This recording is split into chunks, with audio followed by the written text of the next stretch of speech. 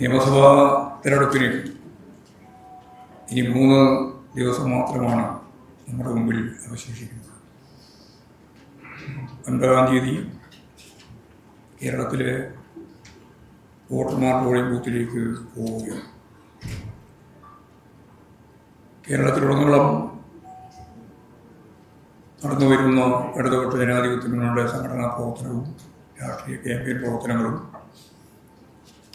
വളരെ വലിയ ആവേശമാണ് ഉണ്ടാക്കിയിട്ടുള്ളത്. വൻ വിജയം കേരളത്തിൽ ഇടതുപക്ഷ ജനാധിപത്യ മുന്നണി നേടും എന്ന കാര്യത്തിൽ ഇപ്പോഴാർക്കും സംശയമില്ല. കഴിഞ്ഞ 10 വർഷക്കാലത്തെ ഗവൺമെൻറ് നടപ്പിലാക്കിയിട്ടുള്ള വികസന കരുത്തിൻ്റെ ബലത്തിലാണ് കേരളം ഒരു തിരഞ്ഞെടുപ്പിനെ അഭിമുഖീകരിക്കുന്നത്. അതിലുതകുന്ന രീതിയിലുള്ള ഒരു പ്രകടന പത്രിക ഏതാണ്ട് 950 ഉറപ്പുകളാണ് അതിൻ്റെ ഭാഗമായി ചൂണ്ടിക്കാണിച്ചിട്ടുള്ളത്. അതിൽ തന്നെ പ്രധാനപ്പെട്ട 60 ഇനങ്ങൾ മുന്നോട്ടേക്ക് വെച്ചുകൊണ്ടാണ് 10 വർഷത്തിൻ്റെ തുടർച്ചയ്ക്ക് വേണ്ടി വോട്ട് ജനങ്ങളോട് അഭ്യർത്ഥിക്കുന്നത്. കേവല ദാരിദ്ര്യം അവസാനിപ്പിക്കും എന്നത് ഇന്ത്യയിലെ ഒരു ഇന്ത്യൻ സംസ്ഥാനത്തും ഇതേവരെ പ്രാവർത്തികമാക്കാത്ത ഒരു കാര്യമാണ്. അതിപ്രാവശ്യം ഇടതുപക്ഷ ജനാധിപത്യ മുന്നണി അതിദാരിദ്ര്യം അവസാനിപ്പിച്ച സംസ്ഥാനം എന്ന നിലയിൽ കേവല ദാരിദ്ര്യം തന്നെ അവസാനിപ്പിക്കുമെന്നുള്ള മുദ്രാവാക്യം പ്രകടന പത്രികയിൽ നടപ്പിലാക്കുന്നതിന് വേണ്ടി തന്നെ വെച്ചിരിക്കുകയാണ്. ക്ഷേമ പെൻഷൻ 3000 രൂപയാക്കി വർദ്ധിപ്പിക്കുമെന്നതും പഠിച്ചിറങ്ങുന്ന എല്ലാവർക്കും തൊഴിൽ നൽകുക എന്നത് തൊഴിലില്ലായ്മ പരിഹരിക്കുന്നതിന് വേണ്ടിയുള്ള കേരളത്തിൻ്റെ ഏറ്റവും പ്രധാനപ്പെട്ട ഒരു ബദൽ നിലപാടാണ്. 50% വരുന്ന സ്ത്രീകൾക്ക് ജോലി ഉറപ്പാക്കുന്ന ഒരു സമീപനം കുടുംബശ്രീ സംവിധാനത്തിൻ്റെ അനുബന്ധമായി നമ്മളിപ്പോൾ ജനങ്ങളുടെ മുമ്പിൽ അവതരിപ്പിച്ചിരിക്കുകയാണ്. നമുക്കറിയാം, 62 ലക്ഷത്തിലധികം വരുന്ന ആളുകൾക്ക് ക്ഷേമ പെൻഷൻ ലഭിക്കുന്നുണ്ട്. 31.39 ലക്ഷം സ്ത്രീകൾക്ക് സ്ത്രീ സുരക്ഷാ പദ്ധതിയുടെ ഭാഗമായിട്ടുള്ള 1000 രൂപ പ്രകാരം ലഭിക്കുന്ന പദ്ധതി നടപ്പിലാക്കിയിട്ടുണ്ട്. തൊഴിലില്ലായ്മയാണ് നമ്മുടെ ഏറ്റവും പ്രധാനപ്പെട്ട പ്രശ്നം. ആ തൊഴിലില്ലായ്മ പരിഹരിക്കുന്നതിന് വേണ്ടിയുള്ള ഫലപ്രദമായ ഇടപെടൽ കെയർഡെസ്കിൻ്റെയും എക്കണോമി മിഷൻ്റെയും ഒക്കെ ഭാഗമായി ഇപ്പോഴാസൂത്രിതമായിട്ട് നടപ്പിലാക്കാൻ തീരുമാനിച്ചിട്ടുണ്ട്. അതിൽ പ്രത്യേകമായ ഒരു ഇനം എന്ന നിലയിലാണ് 50% സ്ത്രീകൾക്ക് ജോലി നൽകുക എന്ന കാര്യവും ചൂണ്ടിക്കാണിക്കുന്നത്. ഈ രീതിയിൽ ജനക്ഷേമകരമായ പദ്ധതികളുമായി ബന്ധപ്പെട്ട് പ്രോഗ്രസ് കാർഡ് ഓരോ വർഷവും ഇടതുപക്ഷ ജനാധിപത്യ മുന്നണി ജനങ്ങളുടെ മുമ്പിൽ അവതരിപ്പിച്ചിട്ടുണ്ട്. ആ പ്രകടന പത്രികയുടെ ഭാഗമായിട്ട് ഞങ്ങൾ നടപ്പിലാക്കിയിട്ടുള്ള പദ്ധതിയുടെ ഭാഗമായിട്ടാണ് ഈ പുരോഗതി ഓരോ വർഷവും ജനങ്ങളെ അറിയിച്ചത്. പൊതുവായ വാഗ്ദാനങ്ങൾ നൽകുന്ന കോൺഗ്രസിനും BJPക്കും അവർ ഇന്നേ വരെ പറഞ്ഞ തെരഞ്ഞെടുപ്പ് വാഗ്ദാനങ്ങളൊന്നും നിറവേറ്റുന്നവരല്ല എന്ന് കേരളത്തിലെ ജനങ്ങൾക്കറിയാം. കോൺഗ്രസ് പറയുന്ന അവരുടെ ഗ്യാരണ്ടി ഒന്നും അവരുടെ തന്നെ നേതൃത്വപരമായ പങ്കോടുകൂടി നിർവഹിക്കാൻ തീരുമാനിച്ച വയനാട് ദുരന്ത നിവാരണ ഫണ്ട് അവർ തന്നെ പിരിച്ച് ഇപ്പോഴും മാധ്യമങ്ങളെല്ലാം ചർച്ച ചെയ്യുന്നത് പോലെ ഇപ്പോൾ 1.5 കൊല്ലം കഴിഞ്ഞതിന് ശേഷം പ്രതിപക്ഷ നേതാവ് പറഞ്ഞത് വീട് പണി പൂർത്തിയാക്കിയതിന് ശേഷം ഞങ്ങൾ ജനങ്ങളോട് കണക്ക് പറയും എന്നാണ്. പ്രതിപക്ഷ നേതാവ് ഒരു ദിവസം പറഞ്ഞത് പണി നടന്നുകൊണ്ടിരിക്കുകയാണ്, വീട് പണി നടന്നുകൊണ്ടിരിക്കുകയാണ്, വേണമെങ്കിൽ പോയി നോക്കിക്കോ എന്ന്. ആദ്യം പോയി നോക്കിക്കോ എന്ന് പറഞ്ഞു. നോക്കിയപ്പോൾ ഇല്ലാന്ന് വ്യക്തമായി, ഒരു പണിയും നടക്കുന്നില്ല. അവരാകെ 3.5 ഏക്കർ സ്ഥലമാണ് വാങ്ങിയത്. അതിൻ്റെ രേഖയാണ് അവിടെ APCC പ്രസിഡൻറ്റിൻ്റെ പേരിൽ രജിസ്റ്റർ ചെയ്തത്. അപ്പോഴൊരു ദിവസം സണ്ണി ജോസഫ് പറഞ്ഞു, ഞങ്ങൾ 5 കോടി റുപ്യ ചിലവാക്കി ഭൂമി വാങ്ങി.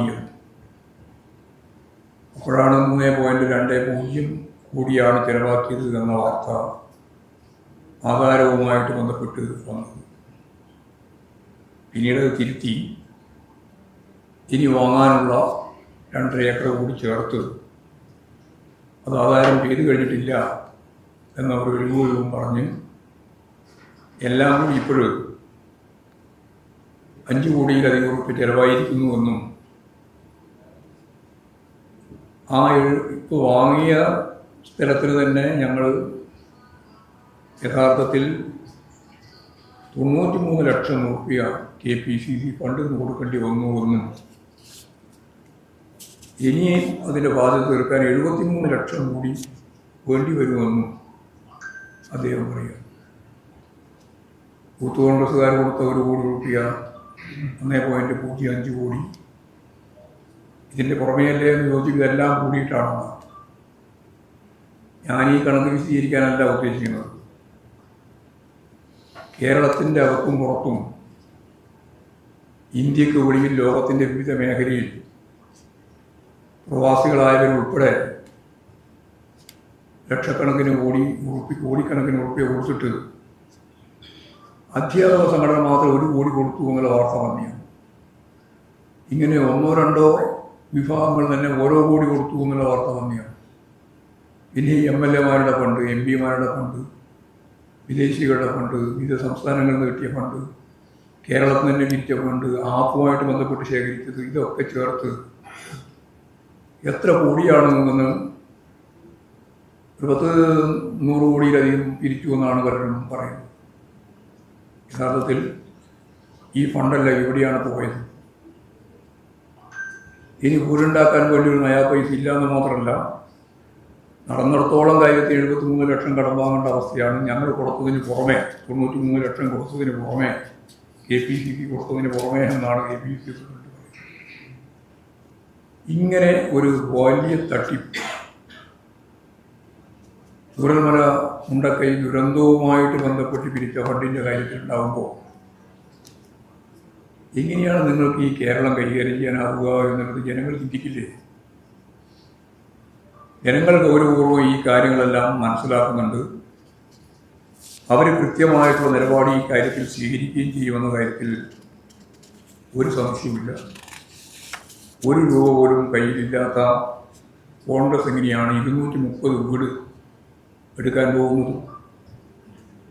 100 വീട് കോൺഗ്രസ് കൊടുക്കേണ്ടതും 100 വീട് രാഹുൽ ഗാന്ധി കൊടുക്കേണ്ടതും 30 വീട് യൂത്ത് കോൺഗ്രസ് കൊടുക്കേണ്ടതും. നിങ്ങൾ മനസ്സിലാക്കും, 20 കോടി റുപ്യ DYFIക്കാർ അവരുടെ അധ്വാനത്തിൻ്റെയും ആക്രി പൊറുക്കിയൊക്കെ ഉണ്ടാക്കി കൊടുത്തതാണ്. അപ്പോഴാണ് കോൺഗ്രസ്സുകാർ പറയുന്നത് ഈ ആപ്പ് ഉണ്ടാക്കി പിരിച്ച് കുറേ ആൾ കൊടുക്കാൻ പാടില്ല, സർവീസ് സംഘടനകൾ ഉൾപ്പെടെ എല്ലാവരും 1 നയാ പൈസ ഗവൺമെൻറ് കൊടുക്കേണ്ടതില്ല എന്ന് പറഞ്ഞ് വിലക്കി അതിൻ്റെ എല്ലാം ഫണ്ട് പിരിച്ച് ഇപ്പോഴും ആപ്പുമില്ല, അവസാനം ഫണ്ടുമില്ല, 1 നയാ പൈസ ബാക്കിയില്ല. AICCയിൽ നിന്നോ KPCCയിൽ നിന്നോ ഫണ്ട് വാങ്ങി ഞങ്ങൾക്ക് വീടുണ്ടാക്കേണ്ടി വരുമെന്ന് ഇപ്പോഴും പറയുന്നൊരു തരത്തിലേക്ക് കാര്യങ്ങൾ എത്തിയിരിക്കുക. അപ്പോൾ സ്വാഭാവികമായി കേരളത്തിലെ ജനങ്ങൾ അവരുടെ കാര്യക്ഷമതയുമായിട്ട് ബന്ധപ്പെട്ട കാര്യത്തിൽ ഗൗരവപൂർണമായ ചിന്ത രൂപപ്പെടുത്തുമെന്ന കാര്യം ഞങ്ങൾക്ക് സംശയമില്ലതാണ്. അതേപോലെ അവിടെ സിദ്ദിഖിനെ പോലെ അവിടുത്തെ തന്നെ MLA ആണ്. അവർ എല്ലാവർക്കും പറയുന്നൊരു പേരാണ് ശ്രുതിയുടെ പേര്. അവർക്ക് വീടുണ്ടായി കൊടുക്കും എന്ന് തർക്കമിലിട്ടു, എല്ലാ കാര്യവും നിർവഹിച്ചു. വ്യാപകമായ പ്രചാരങ്ങൾ നടത്തി. ഇപ്പോഴവർക്ക് തറയിലുണ്ടാക്കി തൂണിൻ്റെ ചില ഭാഗം മാത്രം പത്രത്തിൽ ഫോട്ടോ തന്നെ പോകും, കാട് കയറി കിടക്കും. ഞാനത് പറയാൻ വേണ്ടിയല്ല പറയുന്നത്.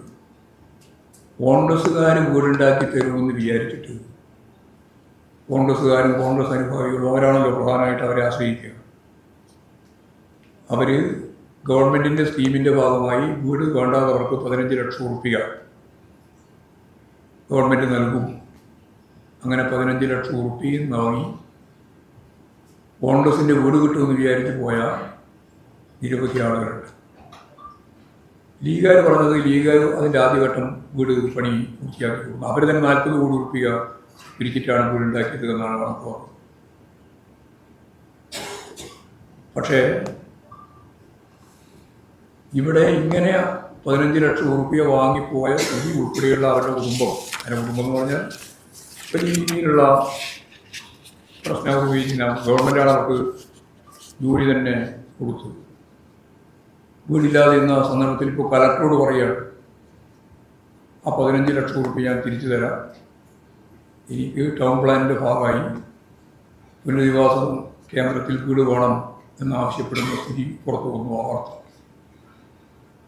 യഥാർത്ഥത്തിൽ അവരെല്ലാം കബളിക്കപ്പെട്ടു എന്നുള്ളതല്ലേ സത്യം. ഇങ്ങനെയുള്ള നിരവധി കുടുംബങ്ങൾ ഇപ്പോഴും വരികയാണ്. അതേപോലെ ഹരിയാന നിയമസഭാ സീറ്റ് സംബന്ധിച്ചുള്ള പ്രശ്നം ഇപ്പോഴും വളരെ സീരിയസ് ആയിട്ടുള്ള പ്രശ്നമായിട്ട് ഇന്ത്യൻ രാഷ്ട്രീയം ചർച്ച ചെയ്യുക. സുചിത്ര ദേവി എന്ന് പറയുന്നത് മഹിളാ കോൺഗ്രസിൻ്റെ സംസ്ഥാന ജനറൽ സെക്രട്ടറിയാണ്. അവർക്ക് ജയിക്കാൻ സാധിക്കുന്ന ഒരു സീറ്റല്ല, മത്സരിക്കാൻ വേണ്ടി ഒരു സീറ്റ് കൊടുക്കാൻ 7 കോടിയാണ്. അപ്പോൾ ചില വാർത്താ മാധ്യമങ്ങൾ ചോദിക്കുന്നത് ജയിക്കുന്ന സീറ്റിലേക്ക് എത്രയായിരിക്കും വാങ്ങിയിട്ടുണ്ടാവുക എന്നുള്ളത്. ആ 7 കോടി റുപ്യ കൊടുത്തിട്ട് പറ്റിച്ചു എന്നാണ് പറയുന്നത്. അത് ചെറിയ ആരെങ്കിലുമല്ല, കോൺഗ്രസിൻ്റെ ഉന്നത നേതൃത്വമാണ്. AC വേണുഗോപാൽ, പ്രിയങ്ക ഗാന്ധി, കൊടിക്കുന്നിൽ സുരേഷ്, ഇവരുടെ ചില സ്റ്റാഫിനെ ഇപ്പോൾ മാറ്റി നിർത്തിയതായിട്ട് ഇവരുണ്ട്. അത് ഇതിൻ്റെ ഭാഗമായിട്ടാണോ എന്ന കാര്യവും പരിശോധിക്കുക നന്നായിരിക്കും. ഇപ്പോൾ ഗൗരവകുമാർ അവരുടെ ഭർത്താവ് കേസ് കൊടുത്തു. ഈ കേസ്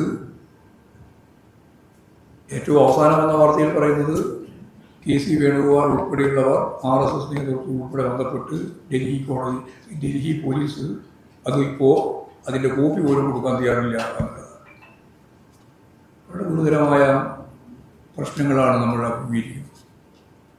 സാധാരണ FIR കൊടുക്കേണ്ടതാണ്, വെബ്സൈറ്റിൽ കിട്ടുന്നതാണ്. അത് വെബ്സൈറ്റിൽ ഇല്ല, കൊടുക്കുന്നുമില്ല, അനന്തര നടപടികളൊന്നും മുന്നോട്ടേക്ക് പോകുന്നില്ല എന്നും ഗൗരവ് കുമാർ ഇപ്പോഴും വലിയ ആരോപണമായിട്ട് ഉന്നയിക്കുന്ന സ്ഥിതിയാണ്.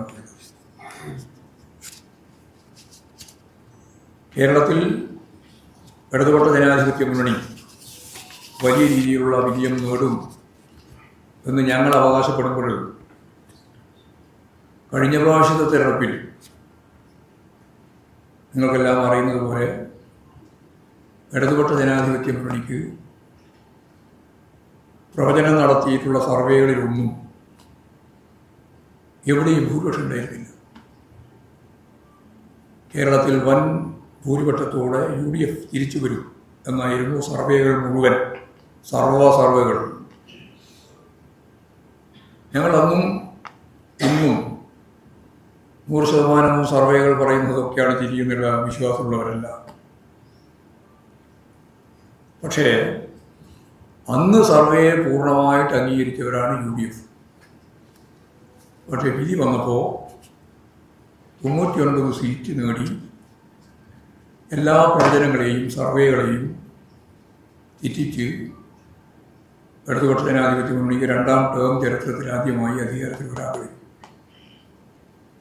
ഇപ്രാവശ്യം മിക്കവാറും എല്ലാ സർവേയും ഇടതുപക്ഷത്തിന് അല്പം മുൻതൂക്കമുണ്ട് എന്ന രീതിയിൽ വന്നപ്പോൾ കോൺഗ്രസ്സുകാർ കേസുമായിട്ട് ബന്ധപ്പെട്ട് നടക്കുക. ഞങ്ങൾക്ക് അതിലൊറ്റ കാര്യമേ ഉള്ളൂ, കഴിഞ്ഞ ഘട്ടത്തിൽ ഒരു സാധ്യതയുമില്ല എന്ന് പറഞ്ഞ UDFിൻ്റെ അവകാശവാദം, LDFിന് ഒരു സാധ്യതയില്ല എന്ന അവകാശവാദം ന്യായീകരിക്കുന്നതിന് വേണ്ടി സർവേയെ ഉപയോഗിച്ചവർ ഇപ്പോൾ സർവേ ഒരു തരത്തിലും പാടുള്ളതല്ല, അതിനെതിരായിട്ടുള്ള കേസ് ഉൾപ്പെടെ കൊടുക്കുന്ന സാഹചര്യം വരുമ്പോൾ ഞാൻ ഒരു കാര്യം ഉറപ്പിച്ച് പറയാം, ഒരു സാധ്യതയും ഇല്ല എന്ന് പറഞ്ഞ ഘട്ടത്തിൽ വൻ സാധ്യതയോടുകൂടി തിരിച്ചധികാരത്തിൽ വന്ന രണ്ടാം ടേമിനേക്കാൾ മെച്ചപ്പെട്ട രീതിയിലുള്ള ഒരു മുന്നേറ്റം ഇടതുപക്ഷ ജനാധിപത്യ മുന്നണി ഈ സർവേയുടെ വെളിച്ചത്തിൽ തന്നെ സാധിക്കും എന്ന കാര്യമാണ് എനിക്കതുമായിട്ട് ബന്ധപ്പെട്ട് പറയാൻ. അതാണ് അത് സംബന്ധിച്ചുള്ള കാര്യം. ഇത്രയും കാര്യങ്ങളാണ് പൊതുവായിട്ട് ഇന്നത്തെ തിരഞ്ഞെടുപ്പുമായി ബന്ധപ്പെട്ട് പറയാനുള്ളത്. വലിയ മുന്നേറ്റം. ഞാൻ എല്ലാ ജില്ലയിലും പോയി മണ്ഡലം കമ്മിറ്റികളെല്ലാം, പ്രധാനപ്പെട്ട മണ്ഡലം കമ്മിറ്റികളെല്ലാം പരിശോധിച്ചു. തിരുവനന്തപുരത്ത് കഴിഞ്ഞ 3 ദിവസമായി എല്ലാ 14 മണ്ഡലങ്ങളിലും ഒരു റൗണ്ട് കൂടി പരിശോധിച്ചു. വലിയ മുന്നേറ്റം തന്നെയാണ് കേരളത്തിലും. അതിൻ്റെ ഭാഗമായിട്ട് ഏറ്റവും വലിയ ടഫ് ഫൈറ്റ് നടക്കുന്നു എന്ന് പറയുന്ന തിരുവനന്തപുരം ജില്ലയിലെ കഴക്കൂട്ടം ഉൾപ്പെടെ നിയമം ഉൾപ്പെടെയുള്ള മണ്ഡലങ്ങളിലും ഇടതുപക്ഷ ജനാധിപത്യ മുന്നണിക്ക് നല്ല രീതിയിൽ മുന്നോട്ടേക്ക് പോകാൻ കഴിയും. BJPയുടെ അക്കൗണ്ട് തുറക്കാൻ ഈ തിരുവനന്തപുരത്ത് അവർ പറയുന്ന 3 മണ്ഡലങ്ങളുണ്ട്. ആ 3 മണ്ഡലത്തിലും സാധിക്കുന്നതല്ല എന്ന കാര്യം കൂടി ഈ സന്ദർഭത്തിൽ ചൂണ്ടിക്കാണിക്കുകയാണ്. വലിയ രീതിയിലുള്ള മതനിരപേക്ഷ ഉള്ളടക്കത്തോടുള്ള സമീപനം കേരളം കൈകാര്യം ചെയ്യുന്നു എന്നുള്ളതാണ് പറയാനുള്ളത്. അതിപ്പോൾ നമ്മൾ ഒരു പ്രവചനത്തിലേക്കൊന്നും ഞാനിപ്പോൾ പോകുന്നില്ല. ഏതായാലും നല്ല ഭൂരിപക്ഷത്തിൽ ഇടതുകൊണ്ട് പക്ഷേ ഈ വയനാട്ടിൽ കോൺഗ്രസ് പിരിച്ച ഫണ്ടാണല്ലോ ഇപ്പോഴത്തെ ഒരു വിവാദം. അപ്പോൾ കേന്ദ്ര കമ്മിറ്റി CPM-ന്റെ 93 ലക്ഷം രൂപ പിരിച്ചു എന്ന് പറഞ്ഞാൽ അവർ കടത്ത് പുറത്തു വിട്ടിരുന്നു. അപ്പോൾ ഈ സംസ്ഥാന DYP 20 കോടി കൊടുത്തു. സംസ്ഥാന കമ്മിറ്റി അങ്ങനെ ഒരു തുകയായിട്ട് കൊടുത്തിട്ടുണ്ടോ? ഇല്ല, ഞങ്ങൾ 25 ലക്ഷം രൂപ ആദ്യം കൊടുത്തു മാത്രമേ ഉള്ളൂ. പിന്നീട് ഞങ്ങൾ ചെയ്തിട്ടുള്ളത് എല്ലാ വീടുകളിലും കയറി സ്പോട്ടായിട്ട് മുഖ്യമന്ത്രിയുടെ ദുരിതാശ്വാസ നിധിയിലേക്ക് ഫണ്ട് നൽകണം എന്ന് പറയും. അതിൻ്റെ QR കോഡ് ഉൾപ്പെടെയുള്ള കാര്യങ്ങൾ അവർക്ക് കൊടുക്കുകയും അവരെ കൊണ്ട് മുഖ്യമന്ത്രിയുടെ ദുരിതാശ്വാസ ഫണ്ടിലേക്ക് പണം നൽകാൻ ആവശ്യമായ സഹായം ചെയ്തു കൊടുക്കുകയുമാണ് ഞങ്ങളുടെ സ്കോഡ് മുഴുവൻ ചെയ്തത്. ഞങ്ങൾ സ്വയം ഫണ്ട് പിരിച്ചിട്ടില്ല, അതിനുവേണ്ടി ഫണ്ട് പിരിച്ചിട്ടില്ല. സർവേ പറ്റി പറഞ്ഞല്ലോ, കഴിഞ്ഞ തവണ 2000 മനോരമ ന്യൂസ് ചെയ്ത സർവേ കളക്ഷനായിരുന്നു. 77 മുതൽ 82 സീറ്റ് വരെ നേടി LDF തുറന്നപ്പോൾ ഉണ്ടാകുന്ന മനോരമ ന്യൂസിന്റെ സർവേ അത് ശരിയായിരുന്നു. പക്ഷെ മാഷ് പറഞ്ഞ സർവേകൾ ശരിയായിരുന്നു. ഭൂരിപക്ഷം സർവേ നമ്മൾ ചിത്രത്തിലേ ഉണ്ടാവില്ല എന്നാണ്. അത് മനോരമ എന്ന് പറഞ്ഞിട്ടുണ്ടെങ്കിൽ അതിന്റെ ഉന്നം പോലെ മനോരമ ന്യൂസ് VMR സർവേയിൽ നിങ്ങൾ അതായത് ഈ LDF ഇതാ ജയിക്കാൻ പോവാണ്, നിങ്ങൾ ശ്രദ്ധിച്ചോന്ന് പറയാൻ വേണ്ടിയില്ല. ഞങ്ങൾക്ക് ഈ സർവേ, ഞാൻ നേരത്തെ പറഞ്ഞില്ല 100% സർവേയാണ് ശരി എന്നൊന്നും ഞാൻ പറയുന്നില്ല കേട്ടോ. എനിക്ക് അന്നുമില്ല ഇന്നുമില്ല. പക്ഷേ അന്ന് പറഞ്ഞത് ഇവിടെ യാതൊരു സാധ്യതയും ഇടതുപക്ഷ ജനാധിപത്യ മുന്നണിക്കില്ല എന്നാണ്. ഇന്ന് പറഞ്ഞത് അല്പം മുൻതൂക്കം LDF ഉണ്ട് എന്നാണ്. അപ്പോൾ രണ്ടും തമ്മിലുള്ള വ്യത്യാസം ഞാൻ ചൂണ്ടിക്കാണിച്ചെന്ന് മാത്രമേ ഉള്ളൂ. ഞങ്ങൾക്കിത് രണ്ടും അല്ലെങ്കിൽ ഉണ്ടായാലും ഇല്ലെങ്കിലും ഞങ്ങൾ ഇടതുപക്ഷ ജനാധിപത്യ മുന്നണി നല്ല രീതിയിൽ കേരളത്തിൽ തിരിച്ചു വീണ്ടും അധികാരത്തിൽ വരാൻ സാധിക്കുന്ന ഭൂരിപക്ഷത്തിലേക്ക് വരാൻ പോവുകയാണ്. അതാ പറഞ്ഞത്.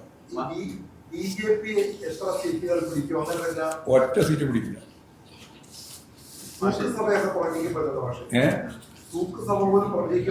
അത് പ്രവചനമൊക്കെ പലതും നടക്കും. ആ പ്രവചനത്തിലൊന്നും യാതൊരു അടിസ്ഥാനമില്ല. ഇവിടെ BJP ജയിക്കും എന്ന് പറയുന്ന മണ്ഡലങ്ങൾ ഏതൊക്കെയാണ്? നിങ്ങളെന്നെ പറഞ്ഞത് 3-4 മണ്ഡലങ്ങളാണ് അല്ലേ? ആ 3-4 മണ്ഡലങ്ങളിൽ തിരുവനന്തപുരത്താണ് 3 മണ്ഡലം പറയുന്നത്. ആ 3 മണ്ഡലത്തിലും BJP ജയിക്കില്ല.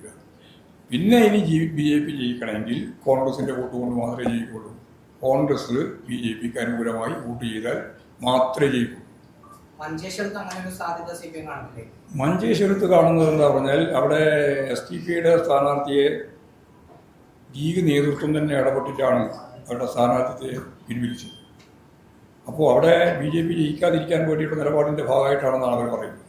അങ്ങനെയുള്ള നിലപാടുകൾ വരുന്നുണ്ട്. അപ്പോൾ സ്വാഭാവികമായിട്ടും BJP ജയിക്കാതിരിക്കുക എന്നുള്ളത് തന്നെയാണ് ഞങ്ങളെല്ലാം ആഗ്രഹിക്കുന്നത് കേരളത്തിലെവിടെയും. മതനിരപേക്ഷ ശക്തികളുടെ ഒരു വിജയം ഉണ്ടാവും എന്ന് പറഞ്ഞു. അതിനകത്ത് ഈ SDPIയുടെ ഒരു പിന്തുണയൊക്കെ വന്ന ഒരു കളങ്കമായിട്ടുണ്ടോ? ഒരു കളങ്കമില്ല. ഞങ്ങൾക്ക് എന്ത് കളങ്കം? ഞങ്ങൾ കൃത്യമായ LDF എന്ന രീതിയിലാണ് മത്സരിക്കുന്നത്. അത്രയേ ഉള്ളൂ. നിങ്ങളെങ്ങനെയാണ് കാണുന്നത് ഇതിനെ? അല്ല, എന്താ എങ്ങനെയാണ് നിങ്ങൾ കാണുന്നത്? എങ്ങനെയാണ് ആയിട്ടാണോ? ഞങ്ങൾ ഇതിനെ സംബന്ധിച്ച് വ്യക്തമായ കാഴ്ചപ്പാടുണ്ട്. എല്ലാ വർഗീയ സംഘടനകളെയും ഞങ്ങൾ കൃത്യമായ നിലപാട് വെച്ചുകൊണ്ടാണ് അളന്നിട്ടുള്ളത്. അത് അങ്ങനെ പറയണ്ടെന്ന് തീരുമാനിച്ചു പോരെ. അങ്ങനെ നിങ്ങൾ ഉദ്ദേശിക്കുന്ന പോലെ പറയേണ്ടില്ല. അതല്ല, ഓരോ സ്ഥാനാർത്ഥിയും പറഞ്ഞല്ലോ, ഓരോരാളും പറഞ്ഞല്ലോ. ഇപ്പം മഞ്ചേശ്വരം സ്ഥാനാർത്ഥി പറഞ്ഞു SDP എന്ന് പറയുന്നത് മതനിരപേക്ഷ പ്രസ്ഥാനത്തിന്റെ ഭാഗമാണ്. ആരാ പറയുന്നത്? UDF സ്ഥാനാർത്ഥിയാണ് പറയുന്നത്. അങ്ങനെ പലരും ഓരോരുത്തർ പറഞ്ഞുകൊണ്ടിരിക്കുന്നുണ്ട്. ഞങ്ങളതിനെ സംബന്ധിച്ചിടത്തോളം ഞങ്ങൾ നേരത്തെ പറഞ്ഞിട്ടുണ്ട്, ഇടതുപക്ഷ ജനാധിപത്യ മുന്നണി എന്ന രീതിയിലാണ് മത്സരിച്ച് ഇപ്പോൾ ഇത്ര വരെ എത്തിയതിനു ശേഷം 3 ദിവസം മുമ്പ് മാത്രം വേറെ ആരെങ്കിലും ആ മുന്നണിയുടെ ഭാഗമായിട്ട് കൂട്ടിച്ചേർക്കുകയോ ഏതെങ്കിലും സീറ്റ് അഡ്ജസ്റ്റ്മെന്റ് ചെയ്യുകയോ സീറ്റ് കൊടുക്കുകയോ ചെയ്യേണ്ട ഒരു കാര്യമില്ലല്ലോ. SDP അവരുടെ സ്വാധീനമുള്ള മണ്ഡലത്തിൽ അവർ മത്സരിക്കുന്നുണ്ട്. പിന്നെ അവർ പറഞ്ഞുകൊണ്ടിരിക്കുന്നത് BJP ജയിക്കാതിരിക്കാൻ വേണ്ടി നിലപാട് സ്വീകരിക്കുന്നതാണ്. അങ്ങനെ സ്വീകരിക്കേണ്ടതില്ല എന്ന് പറയേണ്ട ഉത്തരവാദിത്വം ഞങ്ങൾക്കുണ്ടോ? അതല്ല, അവർ തീരുമാനിക്കട്ടെ. ഞങ്ങൾക്കതിൽ യാതൊരു പ്രശ്നമില്ല. മഞ്ചേശ്വരത്ത് UDF സ്ഥാനാർത്ഥി പറഞ്ഞത് ശ്രദ്ധിച്ചതുപോലെ UDF ചെയർമാനായ ലേഡി സതീശൻ ഒരു കാര്യം പറഞ്ഞിട്ടുണ്ട്, SDPയുടെ വോട്ട് ഞങ്ങൾക്ക് വേണ്ട. അതെ, അപ്പോൾ UDF ഭാഗം തന്നെയല്ലേ അവരിനി ചെയർമാൻ എന്ത് വലിയുള്ളത്? നിങ്ങൾ അതിനല്ലേ പറയുന്നത്. അതായത് ചെയർമാൻ യുഡിഎഫിന്റെ നിലപാട് മുൻപ് CPM-ഉം കമ്മ്യൂണിസ്റ്റ് പറഞ്ഞിരുന്ന ഒരു നിലപാട് UDF കൊടുക്കുക, ഒരു നേതാവ് പറയുക എന്നതിൽ ഒരു കാര്യമില്ല. അവസരവാദപരമാണ്, നുണ. അതാ ഞാൻ പറഞ്ഞത്. ഞാൻ പറയേണ്ടത് അത് ഞാൻ പറഞ്ഞത് എന്താണെന്ന് ഞാൻ പറയാം. സമാധാനത്തിൽ UDF ഭാഗമല്ലേ ലീഗ്, അല്ലേ? അതിന് സംശയമുണ്ടോ? ഇല്ല. UDF ചെയർമാനല്ലേ വി ഡി സതീശൻ ചെയർമാനായ UDF ഭാഗമായി മത്സരിക്കുന്ന മഞ്ചേശ്വരം സ്ഥാനാർത്ഥി ഇവർ മതനിരപേക്ഷവാദികളാണെന്നും അവരുടെ പിന്തുണ ഞാൻ വാങ്ങുമെന്നും SDP പറ്റി പറഞ്ഞത് പരസ്യമായ സ്റ്റേറ്റ്മെൻ്റായി വന്നില്ലേ? പിന്നെ പറഞ്ഞതിനെ പറ്റി പറഞ്ഞിട്ട് എന്താ കാര്യം? അസംബന്ധം പറയാണ്. ഏത് സ്ഥാനാർത്ഥികളായിട്ട് മത്സരിക്കുന്നവർ ഇന്ന ആളുടെ വോട്ട് മാത്രമേ വേണ്ടൂ എന്ന് പറയാൻ പറ്റില്ലല്ലോ. എല്ലാവരുടെയും വോട്ട് വാങ്ങുകയാണല്ലേ സ്ഥാനാർത്ഥിയുടെ നിലപാട്. ഞാൻ പാർട്ടി രാഷ്ട്രീയ നിലപാടാണ് പറഞ്ഞത്. രാഷ്ട്രീയ നിലപാട് ഞങ്ങൾ ഇന്നേ വരെ എടുത്തുള്ള സമീപനം LDF പുറത്ത് വേറെ ആരെങ്കിലുമായി നിങ്ങൾ ആദ്യം ആരോപിച്ചതുപോലെ ഞങ്ങൾ ആരോപിക്കുന്ന ഒരു ഡീലിൻ്റെ കാര്യമൊന്നും ഇതിൻ്റെ അകത്തില്ല എന്നാണ് ഞാൻ ഉറപ്പായിട്ട്.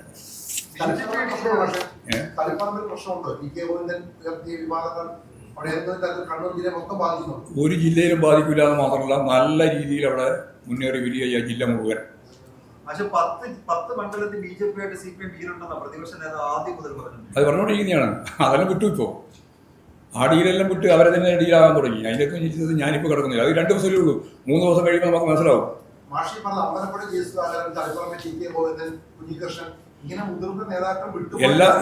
അതിൽ എക്സാണ്, അതൊന്നും മുതിർന്നല്ല, അല്ല UDF ആണ്. അതിനൊന്നും പിന്നെ വേറെ വർത്താനം പറയേണ്ട കാര്യമില്ല. UDF ആയിട്ട് മാറി UDF ഭാഗമായിട്ട് മത്സരിക്കുമ്പോൾ പഴയ പാരമ്പര്യം ആലോചിച്ച് പറഞ്ഞിട്ടുള്ള ഒരു കാര്യം. ആരെപ്പറ്റി ഞാനതാ പറയാം. അവര് വിട്ടുപോയ കാര്യം നിയമസഭാ തെരഞ്ഞെടുപ്പിന് ശേഷമുള്ള CC ചർച്ച ചെയ്യുമെന്നാണ് അല്പസമയം മുമ്പ് അതിന്റെ സംശയം. അതെല്ലാം ചർച്ച ചെയ്യല്ലോ. അതെല്ലാം ചർച്ച ചെയ്തുകൊണ്ടല്ലേ നമ്മൾ ഇലക്ഷൻ റിവ്യൂ പരിശോധിക്കുക. ഞങ്ങൾ ചർച്ച ചെയ്യല്ലോ. അതിന്റെ സംശയം പോയി എന്നുള്ളത്. അതെന്താ ഞങ്ങൾക്ക് ഇപ്പൊ തന്നെ വ്യക്തത ഉണ്ട്. ഇനി കുറെ കൂടി വ്യക്തത വരുത്തും. ആര് ചർച്ച ചെയ്തിട്ട് എന്തുകൊണ്ട് പോയി എന്ന് പരിശോധിക്കുമ്പോൾ പാർട്ടിയുടെ ഭാഗത്ത് നിന്ന് എന്തെങ്കിലും പ്രശ്നമുള്ളത് കൊണ്ടാണ് പോയത് എന്ന് മനസ്സിലായാൽ തിരുത്തുവോ?